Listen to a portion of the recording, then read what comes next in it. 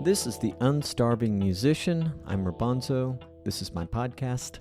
It features conversations with independent music artists and industry professionals, with occasional special topic episodes by yours truly, a glimpse into the minds of my varied guests, all intended to help independent music artists better understand the marketing, business, and creative processes that empower us to do more of what we love, make music.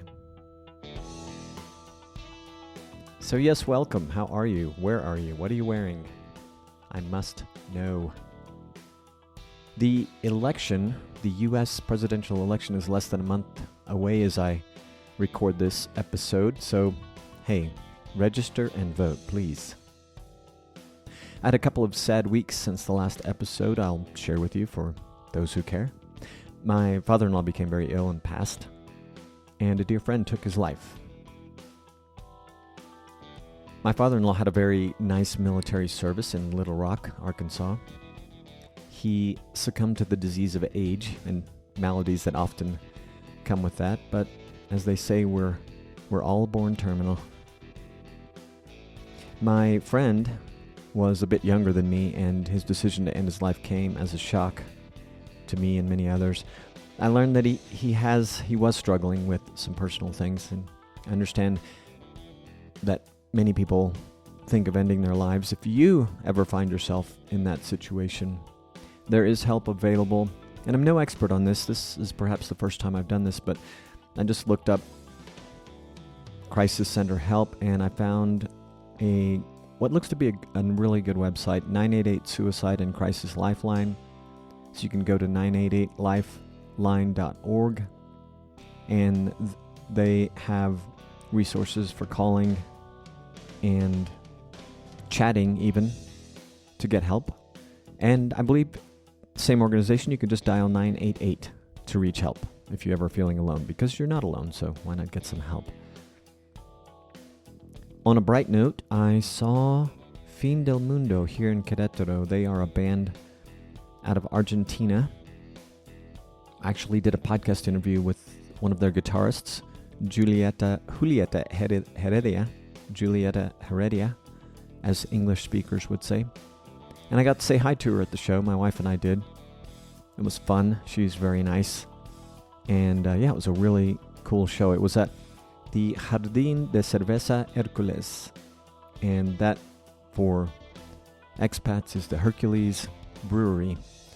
It's a great place. If you're ever here in Querétaro, you must visit it. They have two locations, but they have one that's an outdoor, or known as the Hercules Brewery Garden.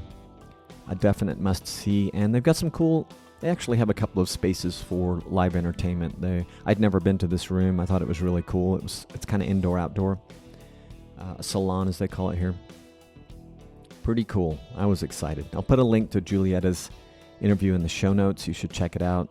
It was a fun conversation I had with her.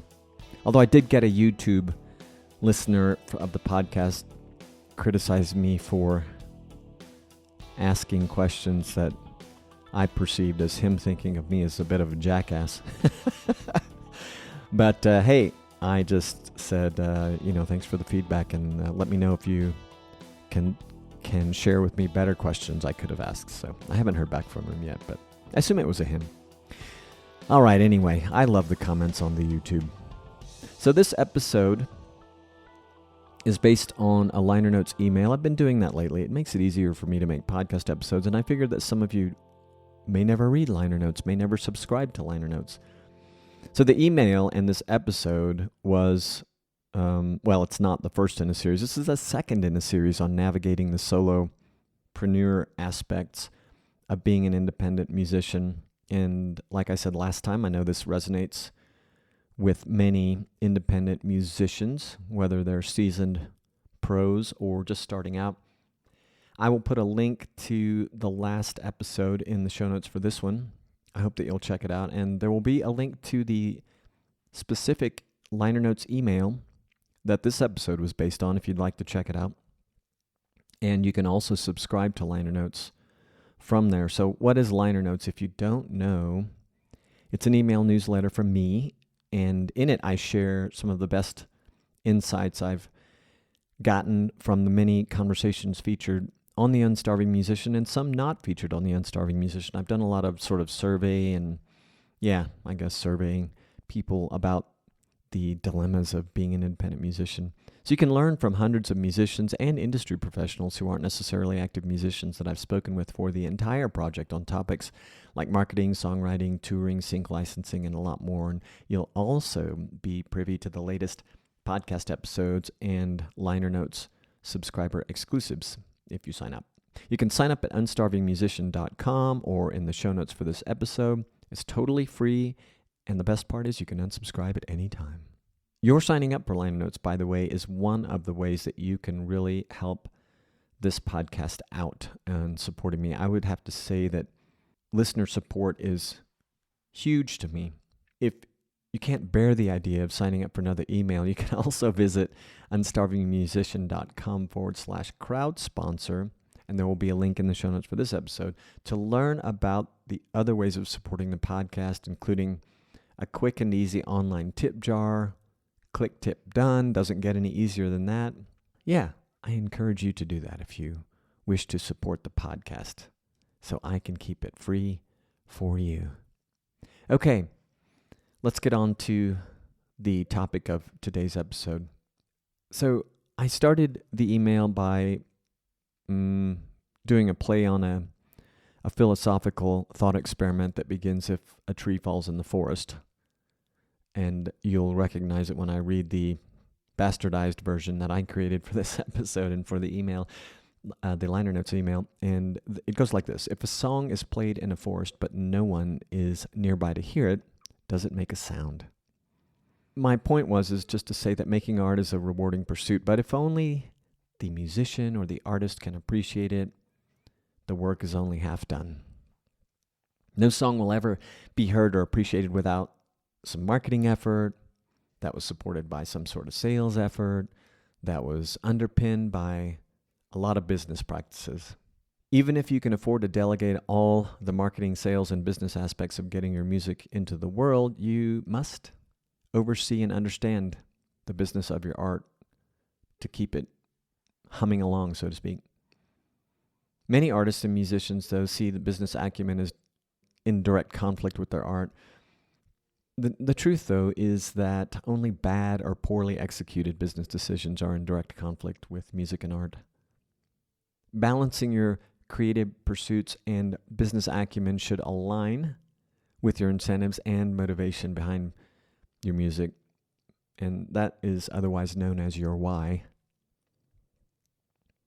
Knowing why you're making music in the first place and why you'd want to share it with the world is an excellent place to start in figuring out the why, the incentives, and the motivation behind your music. But what about balancing both creative and business-minded aspects of music and art?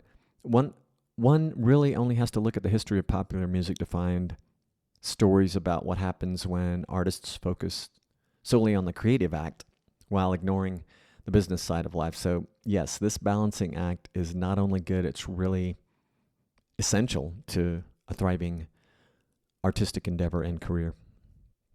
There's no magic in balancing creative pursuits and business. It all comes down to discipline, routine, and focus, which is what we'll talk about in part today. So in the last episode and in the prior liner notes edition, I wrote about and talked about the art of focus achieved through mindfulness. Focus and mindfulness will deliver you to the promised land of balance between creative pursuits and business acumen. And so even though there are no magic tricks, there are strategies you can use to achieve a balance between creative and business mindsets. And here's a list of the basics. So number 1, use your calendar, and remember, if it's not on your calendar, it didn't or doesn't happen. Number 2, create to-do lists for quarterly, monthly, weekly, and daily tasks, and keep those lists open and easily accessible. You'll need them on occasion to refocus. And budget your time. Number 3, budget your time according to needs and interests. Think about the time you need for each part of your musical pursuits. Example categories of that would be time for songwriting and recording, or time for performing and touring, time for merchandising, all the things that go with that, time for social media and email marketing, branding and design, PR, and many other things. The question is, how much should you devote to each category to meet your goals? The duality of being both creative and business-minded can be challenging and often feels like a conflict of competing interests, which I alluded to earlier. And many musicians find themselves torn between the desire to create freely and the necessity of managing their career as a business. I find that with the podcast, and also when I'm playing music, I experience this very thing. And here's some of the ways that this type of tension can manifest itself. So time management struggle, this struggle of balancing time spent on creative pursuits versus business tasks, or it can be mental energy depletion that comes from switching between creative and analytical thinking, identity conflicts that can occur when the business side of music feels like a compromise of artistic integrity, skill gaps that come up are basically the difference in skill requirements for business versus those that you use for music creation. But however challenging this duality might be, there's great potential for unique and significant rewards. So here's some examples of that. So number one, career control. By developing business acumen, artists gain more control over their career trajectory and decision-making. And this, I think you guys know, if you're a regular listener, I've always been a part-time musician. I do it more nowadays than I ever have, but it doesn't matter if you're full-time or you're consider yourself a committed music artist, but you've got another job. It's the same. The other example of a reward will be financial stability, or in the case of a part-timer, making money for your art. That's in the case for anyone, getting paid for your art. So understanding the business side will lead to better financial management and more sustainable income. Another example is creative freedom. So it's kind of a paradox, but business success can lead to more resources and freedom for creative pursuits like music or whatever your art is. And then there's the personal growth. So learning and applying business skills can be actually intellectually stimulating and confidence boosting, definitely confidence boosting. And then there's the industry insights aspect of it. So the whole business knowledge can inform your creative decisions and lead to more marketable music without sacrificing your artistic vision. And then there are networking opportunities. So business skills often lead to better networking, opening doors for collaborations and career advancement. It might feel like a tug-of-war at times, but the synergy between creative and business mindsets can be really powerful in driving success. And so by honing these contrasting skills, you can advance your career, your pursuits, and acquire skill sets of a well-rounded music industry pro. The reward actually lies not in achieving your dreams and goals, but in the personal and professional growth and experience. Remember, some of the most successful and respected musicians in history have managed to strike this balance, providing them the artistic integrity and business savvy that can go hand in hand. All right, let's talk about identifying creative and business modes of thinking and doing. So understanding the distinct characteristics of creative and business mindsets is helpful for effectively managing both aspects of your music endeavors. So here's some things to look for. A creative mindset consists of open-ended thinking and brainstorming, experimentation and risk-taking, emotional expression and intuition, focus on artistic vision and originality, and the embrace of ambiguity and uncertainty. That's a tough one for some of us. And here are some of the basic elements of the business mindset: strategic planning and goal setting, analytical thinking and problem solving, focus on metrics and results. That's a tough one for me, I have to admit. Structured approach to tasks, and then risk assessment and mitigation. So when you recognize those, you'll know what mindset you're in. And recognizing which mode you're in will help you allocate appropriate time and energy to the tasks while enabling you to set realistic expectations for outcomes. It allows for more effective switching between modes, and also recognizing which mode you're in can help prevent creative burnout or business neglect. Consciously identifying your current mindset can maximize productivity in creative and business pursuits, and it can lead to balance and success. Here's some strategies for switching between mindsets. Time blocking. Allocating specific time for creative work and business tasks. Seems pretty simple, right? A lot of us don't do it. So scheduling your days and weeks for specific creative work and business tasks is important. It's key to successful time management. An important part of time allocation is estimating how much time various projects and tasks will require. Then it's all calendar. And speaking of your calendar, include white space between scheduled creative work, business tasks, and appointments. So the white space is a placeholder in your schedule that allows you to catch your breath, deal with the unexpected, or finish the task that needs more time than you allotted. Don't wear a badge of honor because your calendar is full every minute of the day. That's not good. So, and then separately schedule time for strategic thinking and daydreaming or doing nothing. Two different things, right? We need time to decompress and to access the higher cognitive functions responsible for the critical and creative thinking for both sides. Creating physical or mental spaces for each mode is very helpful too. So using distinct environments, this is something I've really picked up in thinking about all this and writing up the email and talking about it with you. So using distinct environments for creative and business work can enhance your ability to switch between mindsets. And then along those lines, physical spaces. So if you designate separate areas for creative work versus business tasks, for example, use your studio or practice space to make music, and use your home office or some other specific space for administrative work, and use different devices for creative and business tasks if possible. And then visual cues. This was also a new idea for me, but helpful visual cues could be different lighting and decor. These cues will subconsciously serve to signal different moods. Speaking of which, I'm recording this with the window blinds down, partly for acoustic reasons, but partly because the sun's coming in pretty hard at this time of day. And I actually have a headache this morning, so it's helping with that too. Speaking of which, I'm going to have a little caffeine. I'm going extra today. Blessed caffeine. And then mental spaces. Develop and use rituals to enter each mindset. For example, you could use meditation before creative work and a review of goals before business tasks. Use specific playlists or background music for each mode. I actually like doing that. I don't do it all the time. You can even adopt different postures or seating arrangements to get yourself into the right frame of mind. I need to just have a quote-unquote good posture for my aging back. But these tactics will help reduce mental clutter and distractions and train your brain to associate specific environments with thinking modes and tasks.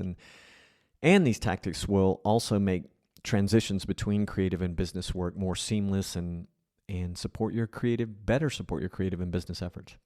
All right, on to maintaining creativity while handling business. Tips for preventing business concerns from stifling creativity. Number 1, set boundaries for creative time and turn off business-related and preferably all notifications during this time. I was listening to a very short, unusually short episode of the Tim Ferriss Show yesterday, and he talked about this thing, and one of his tips was to set aside 2 to 3 hours of uninterrupted being the key, of blocks of time to do the important things. Yeah, he was reminding me that going between your important task and checking your email or your socials doesn't count. And in fact, it's very counterproductive. Okay, number 2, practice mindfulness techniques such as meditation or breathing exercises to clear your mind before creative sessions, and learn to acknowledge business and other non-creative thoughts without dwelling on them. Something that's easy to do. Number 3, you can use a worry journal. In your worry journal, you jot down business concerns that arise during your creative time, and then you set them aside to deal with later. This will help you better focus on creativity, the worry journal. Reframe business as fuel for creativity. This is very helpful too. View financial success as a means to fund more creative projects, and think of business challenges as inspiration for artistic expression. Sounds kind of weird, but schedule regular creative exercises. Engage in daily or weekly creativity boosting activities like free writing, random word prompts, cover song deconstruction, and improvisation. That'll definitely keep you out of like a slump or like what people call writer's block. These exercises can help your creativity skills, keep them sharp, and it'll introduce new ideas into your work and provide like a kind of playful and pressure-free way to engage with your music regularly. The key, though, is consistency. So try to incorporate at least one of these exercises or something like them into your routine regularly. And then limit consumption of industry and I would say add non-industry news. So set specific times to catch up on business news and news in general. So I recommend personally reading or listening to your news for local and world news rather than watching on TV or social media streams. Avoid constantly checking stats and phone notifications. Nothing to do with news, sorry. But yeah, another thing is to avoid consistently checking notifications and stats. Our phones can be the mind-numbing enemy of creativity and just mind-numbing in general. And then embrace imperfection in your creative process. Remember that not everything you write will be commercially viable. Allow yourself to create without any judgment or business pressure. Listen to recordings that predate click tracks and digital technology, and you'll note the beauty of mistakes. So I think those offer a great insight into just letting it happen sometimes. These strategies can create a mental and physical environment that allows your creativity to flourish, even as you're managing the necessary business aspects of your music endeavors. Now, using business insights to fuel creative direction. Okay, business insights can fuel your creative direction when used to blend your artistic vision with market awareness. So here are some examples. Audience feedback is inspiration. So you can analyze listener comments and reviews for themes or emotions that resonate, and then use these insights to explore like new lyrical topics or musical directions. Another way is trending sounds and production techniques. So you can if you stay informed of like popular production styles in your genre, you can experiment with incorporating these elements into your unique sound. And then there's data-driven creative decisions. So use streaming analytics to identify your most popular songs and analyze and contemplate what makes these tracks successful. Consider those elements in your new songs. Collaboration opportunities. So use networking insights to identify potential collaborators and give these partnerships an opportunity to inspire new creative directions. Platform-specific creative creation. So this means understanding the formats best suited for different platforms like social platforms and create music or content tailored to the strengths of those platforms. Then there's genre bending based on market trends. So identify growing cross-genre trends in the industry and experiment with those and blending elements from those genres into your music. And then there's live performance insights. So record and review your performances to note which songs or moments got the best crowd reaction, and use this information to shape like your set lists or inspire new material. Then there's seasonal and cultural trends. So be aware of the seasonal patterns in music consumption to create content that aligns with cultural moments or seasons. That's just something I'm not very good at, but trying to be better at. I don't know why. I just don't think of it until it's there. It's past a day or two. Okay, sync licensing opportunities, something that a lot of people are interested in. Understand what types of music are in demand for TV, film, and advertising, and create pieces that could fit these needs while maintaining your artistic integrity. Merchandise-inspired creativity is another one. Consider visual themes or lyrics that could translate well into merchandise, and let these ideas influence your musical or visual artistic direction. I know some artists that are really good at this. There need not be any compromise of artistic vision. You don't need to compromise by chasing trends and analytics, but can find ways to make informed creative choices that potentially resonate with the wider audience. And simply by doing some of these things, like noticing these trends and, looking at analytics and paying attention to feedback, even if you don't consciously work on incorporating that into your music, I think that subconsciously it will happen if you just make a habit of those practices I just listed. So by blending the business insights with your creative process, you can create music that's both artistically fulfilling and commercially viable. All right, to be continued. So next time, I'm going to delve into more practical insights, starting with revenue streams and moving into specific tools and a couple of case studies, and then some action steps for you guys. So if you enjoyed today's topic, if you enjoy this podcast, if you love this podcast, here are some things you can do to support us. You can follow us on your favorite podcast app. You could leave a review on your favorite podcast app, or you can shoot me a review by email at rabonzo@unstarvingmusician.com that I can use on our website. Or you can just share this episode with a friend. That would be amazing, and it has a big impact on our audience growth. The music, by the way, that you're listening to in this episode at the beginning and end is the instrumental mix of New Gods Part 2 by yours truly. It was a collaboration I did with Peter Rand, who's in the UK, and some other guys. You can hear, download, and or buy the full version that includes vocals by me at rabonzo.com. That would be a great way to help out as well. And then lastly, you could think about checking out Bandzoogle. So if you want to boost your online presence and support us, visit bandzoogle.com and use the promo code Rabonzo. That's ROBONZO to get 15% off your first year. And how does that help? Bandzoogle pays us a small commission if you sign up for a paid plan, and that's at no extra cost to you. I use bandzoogle.com for my artist website, rabonzo.com, and the way that it helps me easily manage direct-to-fan marketing and sales with features like its commission-free store is nothing short of greatness. So visit bandzoogle.com, use the promo code Rabonzo, ROBONZO, and support the podcast in the process. Thank you again for listening to this episode. You can find links to some of the things I talked about in the show notes at unstarvingmusician.com for this episode. Until next time, with a whole lot of love and gratitude.